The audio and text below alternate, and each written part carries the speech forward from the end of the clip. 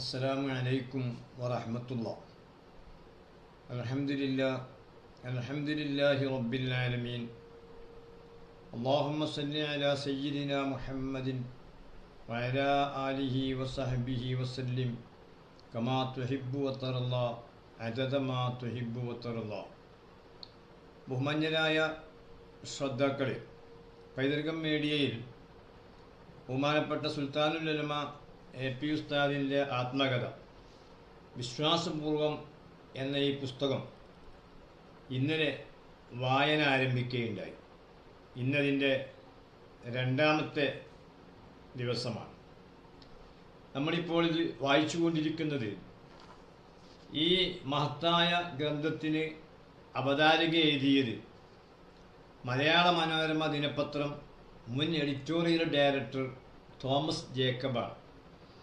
അദ്ദേഹം എഴുതിയ ഈ അവതാരിക, അതിൻ്റെ ഹെഡിങ്ങിന് അദ്ദേഹം നൽകിയ അവതാരികയുടെ ഹെഡിങ്ങിന് അദ്ദേഹം നൽകിയ തലവാചകം വിശ്വാസം ശ്വാസമാക്കിയ ഒരാൾ എന്നാണ്. അതിൻ്റെ ഏകദേശം പകുതി ഭാഗം ഇന്നലെ വായിച്ചു. ബാക്കി ഭാഗം നമുക്കിപ്പോൾ വായിക്കാം. പൊതുരംഗത്തുള്ള ഒരാൾ, അതും അന്യ സമുദായത്തിൽപ്പെട്ട പ്രമുഖനായൊരു വ്യക്തി ഉസ്താദിൻ്റെ ആത്മകഥ വായിച്ച ശേഷം അദ്ദേഹം ആ പുസ്തകത്തെ എങ്ങനെ വിലയിരുത്തുന്നു? 418 പേജുള്ള ഈ മഹാകൃതി ആദ്യാവസാനം വായിച്ചു ശേഷം അതിൻ്റെ ഒരു വിലയിരുത്തലാണല്ലോ അവതാരിക എന്ന് പറഞ്ഞാൽ. അതുകൊണ്ട് നമുക്ക് അദ്ദേഹത്തിന് എഴുതിയ ഇന്നലെ വായിച്ചതിൻ്റെ ബാക്കി ഭാഗങ്ങൾ ഇപ്പോൾ വായിക്കാം. പുസ്തകങ്ങളുടെ കുത്തൊഴുക്കിനിടയിലും സമൂഹം പതിറ്റാണ്ടുകളായി കാത്തിരിക്കുന്ന ചില രചനകളുണ്ട്. അങ്ങനെ മലയാളികൾ പൊതുവിലും മുസ്ലിം സമൂഹം പ്രത്യേകിച്ചും ആഗ്രഹിച്ചു നോക്കിയിരുന്ന ഗ്രന്ഥമാണ് കാന്തപുരം ഉസ്താദിൻ്റെ ആത്മകഥ. ഒരു ആത്മാർത്ഥമായ വിലയിരുത്തലാണിത്.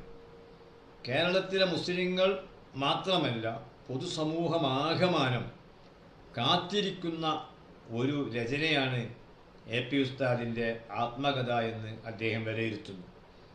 ഇത് ഒരു വ്യക്തിയുടെ മാത്രം ജീവചരിത്രമല്ല, ഒരു ദേശത്തിൻ്റെ കഥയും ഒരു സമൂഹത്തിൻ്റെ നവോത്ഥാന ചരിത്രവും അത്യപൂർവമായ ജനമുന്നേറ്റത്തിൻ്റെ പെരുമ്പറയുമാണ്.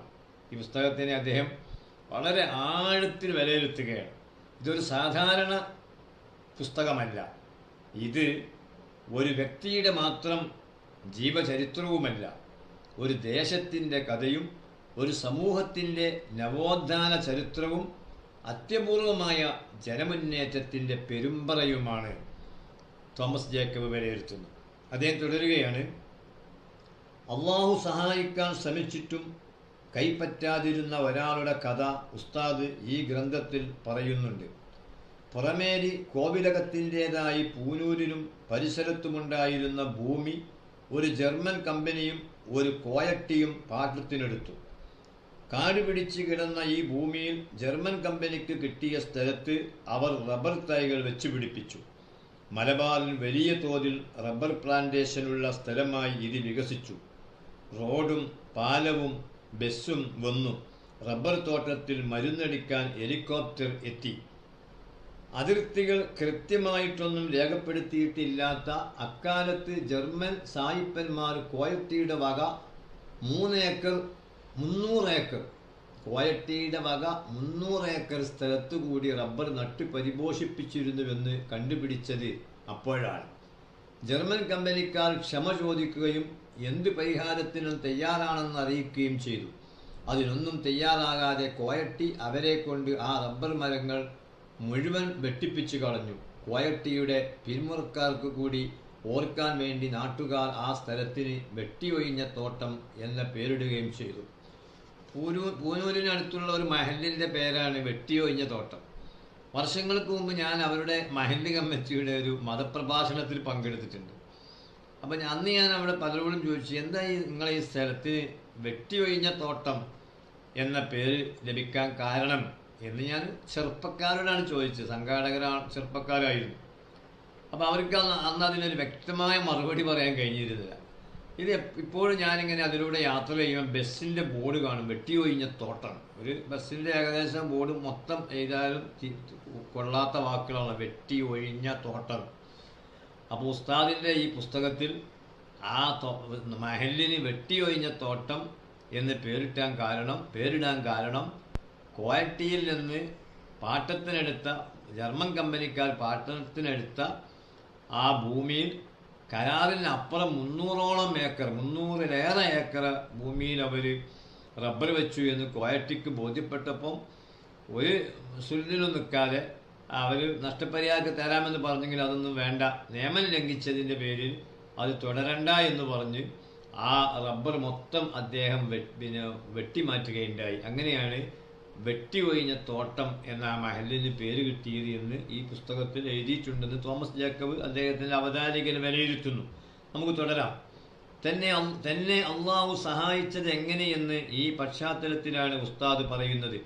മർക്കസിൻ്റേതായി വലിയൊരു വ്യാപാര സമുച്ചയം സ്ഥാപിക്കണമെന്ന് 1980കളുടെ അവസാനം തീരുമാനിച്ചപ്പോൾ പലരും നിർദ്ദേശിച്ചത് പാളയം, മിഠായിത്തെരുവ്, വലിയങ്ങാടി, കുറ്റിച്ചിറ, അരുവ ബസാർ, റെയിൽവേ സ്റ്റേഷൻ പരിസരം എന്നിവിടങ്ങളാണ്. ഒട്ടേറെ വ്യാപാര സ്ഥാപനങ്ങളുള്ള ഒരിടത്ത് മറ്റൊന്നുകൂടി എന്ന ആലോചന ഉസ്താദിന് പിടിച്ചില്ല. അവിടെയാണെങ്കിൽ അടുക്കാൻ വയ്യാത്ത വിലയും. പാളയത്ത് നിന്ന് ആരംഭിക്കുന്ന വയനാട് റോഡിൻ്റെ കിഴക്ക് വശത്തേക്ക് നഗരം വികസിച്ചിരുന്നില്ല. തൻ്റെ സഹോദരി ഭർത്താവ് മാനേജരായി പ്രവർത്തിച്ചിരുന്ന ലക്കി ഹോട്ടലിൻ്റെ മുകൾ നിലയിൽ നിന്ന് പണ്ടൊരിക്കൽ നോക്കിയപ്പോൾ കണ്ട ഒഴിഞ്ഞ ഒരു പറമ്പ് മർക്കസ് വാങ്ങി. മാവൂർ റോഡിൻ്റെ വടക്കേ തലക്കുള്ള സ്ഥലം. നഗരം അവസാനിച്ച ശേഷമുള്ള വെളിമ്പ്രദേശത്ത് കന്നുകാലികൾ മേയുന്ന ചടിപ്രദേശം വാങ്ങിയതിന് ഉസ്താദിനെ പരിഹസിച്ചവർ ഇന്ന് മാവൂർ റോഡിലെ ആ 1.5 ഏക്കർ കോംപ്ലക്സിൻ്റെ മതിപ്പ് വില കേൾക്കുമ്പോൾ ഞെട്ടും. അപ്പോൾ ഞാനിപ്പോൾ ഓർക്കുകയാണ്, മർക്കസ് കോംപ്ലക്സ് ഉണ്ടാക്കാൻ വേണ്ടി സ്ഥലം വാങ്ങി. അപ്പം അന്ന് അവിടെ ഇങ്ങനെ ഒരു ചടിവെള്ളം കെട്ടി നിൽക്കുന്ന സ്ഥലമാണ്. അത് നമുക്ക് സ്ഥലം വാങ്ങിയെന്ന് കേട്ടപ്പോൾ കോഴിക്കോട് പോകുമ്പോഴൊക്കെ ആ സ്ഥലം ഒന്ന് കാണും, ഓട്ടോറിക്ഷയിൽ പോയി ഒക്കെ കാണും. അപ്പം എന്തായിരിക്കും പഠിച്ചവനെ ഉസ്താദ് ഇവിടെ ഉദ്ദേശിച്ചത്, ചളിക്കുളമാണല്ലോ എന്നൊക്കെ നമ്മളൊക്കെ അന്ന് മനസ്സിൽ കരുതി. എങ്കിലും അവിടെ ബിൽഡിങ്ങിൻ്റെ പണി പുരോഗമിക്കുമ്പോഴാണ് ചന്ദ്രിക പത്രത്തിലൊരു ന്യൂസ്, കുറച്ച് കാലികൾ മേയുന്ന ഒരു ഫോട്ടോ. അവിടെ ഇങ്ങനെ ഒഴിഞ്ഞ സ്ഥലത്ത് വെച്ച് ഈ പോത്തും മൂരിയൊക്കെ തിന്ന് മേഞ്ഞി നടക്കുന്ന ഒരു ഫോട്ടോ കൊടുത്തിട്ട് ചന്ദ്രിക പത്രം കൊടുത്തു. ഇങ്ങനെ ഈ ഇന്ദിരാജി റോഡിൽ പിന്നെ ഇത്രയും സ്ഥലം ഒരു വികസനം വരാൻ ഒരു സാധ്യതയില്ലാതെ കാലികൾ മേഞ്ഞി നടക്കുകയാണ്. അപ്പം ആ വാർത്ത റിപ്പോർട്ടർ എന്താണ് ഉദ്ദേശിച്ചതെന്ന് അറിഞ്ഞില്ല. വായിച്ച എന്നെ പോലത്തെ ആൾക്കാർക്ക് മനസ്സിലായി അവിടെ ആരെങ്കിലും റൂമിന് അഡ്വാൻസ് കൊടുക്കുന്നുണ്ടെങ്കിൽ അത് മുടക്കലാണ് ലക്ഷ്യമെന്ന്.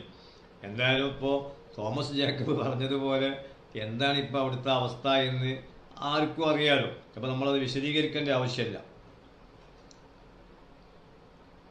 ക്രമേണ നഗരം തന്നെ മാവൂർ റോഡിലേക്ക് വളർന്നു. ഇന്നത്തെ അവസ്ഥയാണ് തോമസ് ജേക്കബ് വിലയിരുത്തുന്നത്. ക്രമേണ നഗരം തന്നെ മാവൂർ റോഡിലേക്ക് വളർന്നു. ഏത് കാര്യത്തിലും ഈ ദൂരക്കാഴ്ച ഉസ്താദിനുണ്ടായിരുന്നു. ജീവിതത്തിൽ ഒരിക്കലും കോഴിക്കോട്ട് വന്നിട്ടില്ലാത്ത ഒരു UAE പൗരൻ ആദ്യം 2 ലക്ഷം അമേരിക്കൻ ഡോളറും പിന്നീട് ആവശ്യമുള്ള തുക മുഴുവനും തന്നപ്പോൾ അള്ളാഹുവിൻ്റെ ഇടപെടൽ ഉസ്താദ് തിരിച്ചറിഞ്ഞു. UAEയിലുള്ള ഒരു പൗരനാണ്. ആ സ്ഥലത്തിനും അതിനാവശ്യമായ അനുബന്ധ പ്രവർത്തനങ്ങൾക്ക് പണം നൽകിയതെന്ന് ഉസ്താദിൻ്റെ കൃതിയിൽ പറയുന്നുണ്ട്. അത് വായിച്ചിട്ടാണ് തോമസ് ജേക്കബ് ഈ വിലയിരുത്തൽ നടത്തിയത്. മലയാള മനോരമയിൽ ചിലവഴിച്ച 56 വർഷങ്ങളിൽ ആദ്യത്തേതെന്ന് പറയാവുന്ന 13 വർഷം കോഴിക്കോട്ടായിരിക്കാൻ കഴിഞ്ഞതുകൊണ്ടാണ് എനിക്ക് ഉസ്താദിൻ്റെ വളർച്ച നേരിൽ കാണാൻ കഴിഞ്ഞത്. കാരണം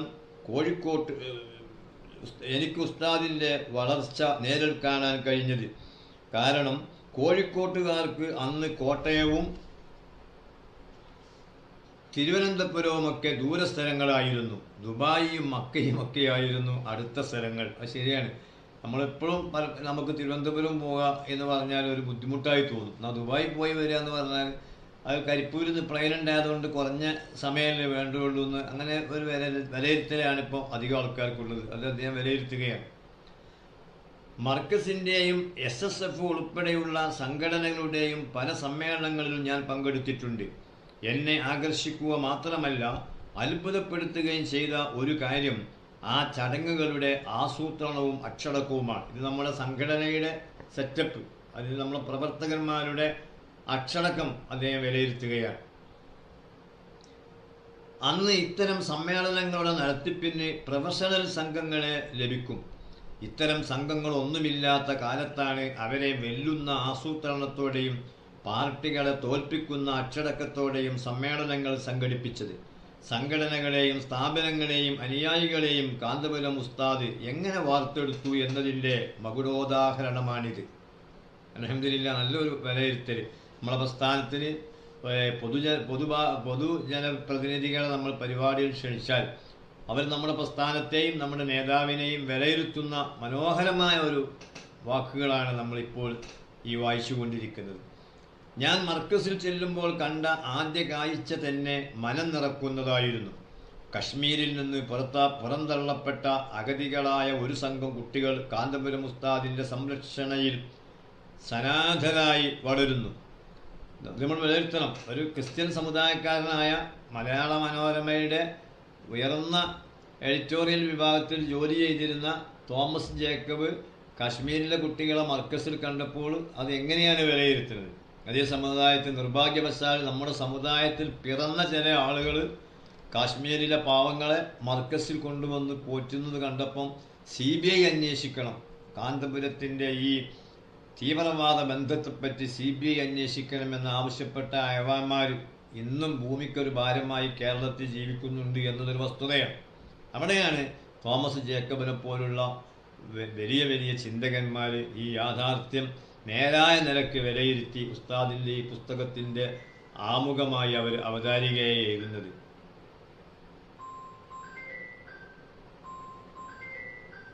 കാശ്മീരിൽ നിന്ന് പുറന്തള്ളപ്പെട്ട അഗതികളായ ഒരു സംഘം കുട്ടികൾ കാന്തപുരം ഉസ്താദിൻ്റെ സംരക്ഷണയിൽ സനാഥരായി വളരുന്നു. പിന്നീട് ഇതുപോലൊന്ന് കണ്ടത് മണിപ്പൂരിലെ കലാപത്തിൽ മാതാപിതാക്കൾ നഷ്ടപ്പെട്ട 30 പെൺകുട്ടികൾ മലങ്കര മാർത്തോമ്മ സഭയുടെ ദത്തുപുത്രിമാരായി തിരുവല്ലയിലെ ഒരു റെസിഡൻഷ്യൽ സ്കൂളിൽ വളരുന്നതാണ്. നന്മയുടെ തുരുത്തുകൾ ഇപ്പോഴും നമ്മുടെ കൂടെയുണ്ട്. കാന്തപുരം ഉസ്താദിൻ്റെ പ്രഭാഷണ മികവ് വിശദീകരിക്കേണ്ടതില്ല. മുഴങ്ങുന്ന ശബ്ദവും ശ്രോതാക്കളെ പിടിച്ചു നിർത്തുന്ന ശൈലിയും ഞാൻ കോഴിക്കോട് ജോലി ചെയ്തിരുന്ന 1960കളിൽ തന്നെ അറിഞ്ഞിട്ടുണ്ട്. 20 വയസ്സിന് മുമ്പ് 12 ദിവസം തുടർച്ചയായും പിന്നീട് 27 ദിവസം മുടങ്ങാതെയും പ്രഭാഷണ പരമ്പര നടത്തിയ ചരിത്രം വായനക്കാരെ കോരിത്തിരിപ്പിക്കും. അത് ഉസ്താദിൻ്റെ പ്രഭാഷണ മേഖലകൾ, ഉസ്താദ് നടത്തിയ സുദീർഘമായ പ്രഭാഷണങ്ങളെ പറ്റിയുള്ള ഒരു സൂചന ഈ പുസ്തകത്തിലുണ്ട്. അത് വായിച്ചുകൊണ്ടാണ് അദ്ദേഹം ഈ വിലയിരുത്തൽ നടത്തിയത്. AP ഉസ്താദിന് 20 വയസ്സാകുന്നതിന് മുമ്പ്, ഇന്നിപ്പോൾ ഒരു മുത്തവ്വൽ ബിരുദം കഴിഞ്ഞ ഒരാൾ പുറത്തിറങ്ങണമെങ്കിൽ തന്നെ ശരിക്കൊരു പൊതു സ്റ്റേജിൽ പ്രസംഗിക്കണമെങ്കിൽ 25 വയസ്സൊക്കെ ആകണം. ഉസ്താദിൻ്റെ ചരിത്രത്തിൽ 20 വയസ്സിന് മുമ്പ് തന്നെ കണ്ടിന്യൂ ആയി 12 ദിവസം തുടർച്ചയായി വേള് പറഞ്ഞു. പിന്നീട് 27 ദിവസം മുടങ്ങാതെ ഒരേ സ്ഥലത്ത് പ്രഭാഷണ പരമ്പര നടത്തിയ ചരിത്രം വായനക്കാരെ കോരിത്തെരിപ്പിക്കും. മക്കയിലെ മലബാർ മുസാഫർ ഖാന സ്ഥാപിച്ചതിന് പിന്നിൽ കാന്തപുരം ഉസ്താദിൻ്റെ പിതാവിൻ്റെ ശ്രമങ്ങൾ ഉണ്ടെന്ന കാര്യവും ആത്മകഥയിലൂടെ ആദ്യമായി അറിയുകയാണ്. നമ്മളും അത് ആദ്യമായിട്ട് അറിയാണ്. ഉസ്താദിനുമായി നമുക്കൊക്കെ വലിയ അടുപ്പവും ധാരാളം വർഷത്തെ പരിചയമുണ്ടെങ്കിലും ഈ മക്കയിലൊക്കെ നമ്മൾ ആദ്യം ചെല്ലുന്ന സമയത്ത് വ്യാപകമായി കേട്ടിരുന്നതാണ് ഈ മുസാഫർ ഖാന, മലബാർ മുസാഫർ ഖാന. അതിന് നിർമ്മാണത്തിൽ ഉസ്താദിൻ്റെ പിതാവിന് പങ്കുണ്ട് എന്ന് ഈ പുസ്തകത്തിൽ ഉസ്താദ് രേഖപ്പെടുത്തുന്നുണ്ട്. അതാണ് തോമസ് ജേക്കബ് എടുത്തുദ്ധരിക്കുന്നത്. മുസാഫർ ഖാന സ്ഥാപിക്കുന്നതിന് മുന്നിൽ നിന്ന രാമനാട്ടുകാര ഐക്കരപ്പടി കുഞ്ഞമ്മുട്ടി എന്ന കുഞ്ഞഹമ്മദ് മുസ്ലിയാരടക്കം തൻ്റെ കൂടെ ഹജ്ജ് യാത്ര ചെയ്ത 2 പേരുടെ ചെലവുകൾ വഹിച്ചത് ഉസ്താദിൻ്റെ ഉപ്പയായിരുന്നു. ഉസ്താദിനെ പോലെ തന്നെ കയ്യിലുള്ളത് ചെലവാക്കാം വാപ്പ റെഡിയായിരുന്നു. അതാണല്ലോ അക്കാലഘട്ടത്തിൽ ഹജ്ജിന് പോകാം. ഈ 2 പേരെ സ്വന്തം ചെലവിലാണ് ഉസ്താദിൻ്റെ പിതാവ് കൂടെ കൊണ്ടുപോയതെന്നും ആ 3 സംഘം മുന്നിട്ട് കൊണ്ടാണ് അവിടെ മക്കയിൽ ആദ്യമായി അവിടെ ഹജ്ജിലെത്തുന്ന ആളുകൾക്ക് സഹായം ലഭിക്കുന്നതിന് വേണ്ടി മലബാർ മുസാഫർ ഖാന സ്ഥാപിക്കാനുള്ള പ്രാഥമിക പ്രവർത്തനം തുടങ്ങിയതെന്നും കേൾക്കുമ്പോൾ അതൊക്കെ നമ്മെ വല്ലാതെ അത്ഭുതപ്പെടുത്തുന്നു. സംഘടനകളിലൂടെ നേതാക്കൾ രൂപപ്പെടാറുണ്ട്. അതൊരു സ്വാഭാവിക പരിണാമമാണ്. സംഘടന തുടരും, ഓരോ കാലത്തും നേതാക്കൾ വന്നുപോകും. എന്നാൽ ഇതിൻ്റെ നേരെതിരും ചിലപ്പോൾ സംഭവിക്കും. ചില വ്യക്തികളുടെ നേതൃ മികവിലൂടെ സംഘടനകൾ വാർത്തെടുക്കപ്പെടും. അതൊരു അസാമാന്യ ശേഷിയാണ്. മറ്റു വ്യക്തിയുടെ പ്രഭാവവും പ്രകാശവും കൊണ്ട് കേരളത്തിലുടനീളമെന്നല്ല, മറ്റു സംസ്ഥാനങ്ങളിലും വിദേശത്തും വലിയൊരു പ്രസ്ഥാനം പടർന്നു പന്തലിച്ച ചരിത്രത്തിൻ്റെ പേരാണ് കാന്തപുരം. വളരെ യാഥാർത്ഥ്യമായ ഒരു വിലയിരുത്തലാണിത്. വല്ലാത്തൊരു രേഖപ്പെടുത്തൽ. അത് സംഘടനകൾ വഴി നേതാക്കന്മാരുണ്ടാകാറുണ്ട്. എന്നാൽ എ പി ഉസ്താദിലൂടെ ഒരു സംഘടന മഹാപ്രസ്ഥാനമായി മാറി, അത് ലോകത്തോളം വലുതായി എന്ന് തോമസ് ജേക്കബ് ആത്മാർത്ഥമായി തന്നെ ഇവിടെ എഴുതുകയാണ്. ഒറ്റ വ്യക്തിയുടെ ചിന്തക്കനുസരിച്ച് ശരീരം ചലിക്കുന്ന പോലെ ഈ സംഘടനകളെ ആപാദചൂടം നിയന്ത്രിക്കാനും അദ്ദേഹത്തിന് സാധിക്കുന്നു. മുസ്ലിം പണ്ഡിതന്മാർക്ക് സാമൂഹിക പ്രസക്തിയും നിലവാരവും വർദ്ധിപ്പിച്ചത് കാന്തപുരത്തിൻ്റെ ഇടപെടലുകളാണ്. മുസ്ലിം സംഘടനകൾ മതത്തിനുള്ളിൽ മാത്രം ഒതുങ്ങിയുള്ള പ്രവർത്തനങ്ങളിൽ നിന്ന് മാറി സാമൂഹിക ഇടപെടലുകൾ നടത്തിയത് അദ്ദേഹത്തിൻ്റെ മാർഗദർശനത്തിലും. 25 വിദ്യാർത്ഥികളുള്ള ഒരു അനാഥാലയവുമായി 1978 ആരംഭിച്ച മർക്കസ് വിദ്യാഭ്യാസ സാമൂഹ്യ ക്ഷേമ പ്രവർത്തനങ്ങളുമായി ഇന്ത്യയിലെ 24 സംസ്ഥാനങ്ങളിൽ വേരുകളുള്ള വലിയൊരു മുന്നേറ്റമായി കഴിഞ്ഞിരിക്കുന്നു. അനാഥാലയത്തിൽ നിന്ന് മതപഠന കേന്ദ്രത്തിലേക്കും സ്കൂളുകളിലേക്കും നിയമം, ആരോഗ്യം, ശാസ്ത്രം തുടങ്ങിയ പ്രൊഫഷണൽ കോളേജുകളിലേക്കും പ്രവർത്തനങ്ങൾ നീണ്ടു. പാർപ്പിടം, കുടിവെള്ളം, തൊഴിലവസരങ്ങൾ എന്നിങ്ങനെ ജീവകാരുണ്യ പ്രവർത്തനങ്ങളും കൂടുതൽ പന്തലിച്ചു. വിവിധ സംസ്ഥാനങ്ങളിലായി 123 സ്ഥാപനങ്ങളാണ് വിദ്യാഭ്യാസ സാമൂഹിക രംഗത്ത് മർക്കസ് നേരിട്ട് നടത്തുന്നത്. മർക്കസുമായി ചേർന്ന് പ്രവർത്തിക്കുന്നവ വേറെയും. 1.5 ലക്ഷം വിദ്യാർത്ഥികളാണ് ഇതിനകം പ്രൊഫഷണലുകളായി പഠിച്ചിറങ്ങിയത്. വിവിധ സ്ഥാപനങ്ങളിലായി ഇപ്പോൾ 56,000 വിദ്യാർത്ഥികൾ പഠിക്കുന്നു. ഭൂരിഭാഗം വിദ്യാർത്ഥികളുടെയും താമസ, ഭക്ഷണ, പഠന ചെലവുകൾ വഹിക്കുന്നത് മർക്കസ് തന്നെയാണ്. ഇതിന് പുറമെയാണ് സാമൂഹ്യക്ഷേമ പദ്ധതികളുടെ ഗുണഭോക്താക്കളായ അനേകായിരങ്ങൾ. തെക്കുകിഴക്കൻ ഏഷ്യൻ രാജ്യങ്ങളിലും ഗൾഫിലും മർക്കസ് സ്ഥാപനങ്ങളുണ്ട്. കാന്തപുരം വെറുമൊരു പേരല്ല, ഒരു കാലഘട്ടമാണ്. നൂറ്റാണ്ടുകൾക്കിടയിൽ ഒരിക്കൽ മാത്രം കാണുന്ന വിസ്മയം.